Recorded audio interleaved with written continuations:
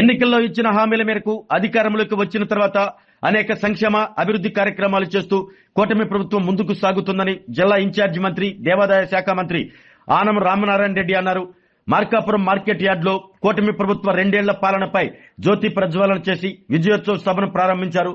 కూటమి ప్రభుత్వం వచ్చిన తర్వాత అమలు చేస్తున్న సూపర్ 6 పథకాలతో పాటు పలు శాఖలు ఏర్పాటు చేసిన సంక్షేమ పథకాల ప్రత్యేక స్టాల్స్ ను మంత్రులు ఆనం రామనారాయణ రెడ్డి, గొట్టిపాటి రవికుమార్, ఎంపీ మాగుంట శ్రీనివాసులరెడ్డి, మార్కాపురం జిల్లా కలెక్టర్ విజయ్ సునీత, ఎమ్మెల్యేలు కందుల Narayana Reddy, doctor Ugra Narasimha Reddy, Muthumula Ashok Reddy, Andhra Pradesh maritime board chairman Damacharla Satya, Yerragondapalem నియోజకవర్గ టీడీపీ ఇన్ఛార్జి గూడూరు ఎరిక్షన్ బాబు పరిశీలించారు.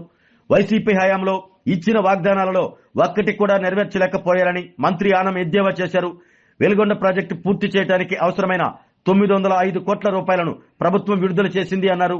రాయలసీమ మాదిరిగా మార్కాపురం జిల్లాను హార్టికల్చర్ హబ్ గా తయారు చేయడానికి ముఖ్యమంత్రి కృషి చేస్తున్నారని తెలిపారు.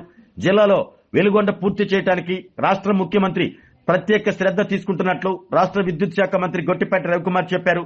జిల్లా అభివృద్ధి కోసం 5 కోట్ల రూపాయల నిధులు మంజూరు చేస్తున్నట్లు ఎంపీ మాగుంట శ్రీనివాసులరెడ్డి చెప్పారు. మార్కాపురం జిల్లాలో విమానాశ్రయం ఏర్పాటు చేసేందుకు చర్యలు తీసుకుంటామన్నారు. ఈ కార్యక్రమంలో జాయింట్ కలెక్టర్ పులి శ్రీనివాసులు, బీజేపీ అధికార ప్రతినిధి రామచంద్రారెడ్డి, జిల్లా అధ్యక్షులు Krishna Rao, AMC chairman Venkata Reddy, RDO Venkata Sriram Reddy తదితరులు పాల్గొన్నారు.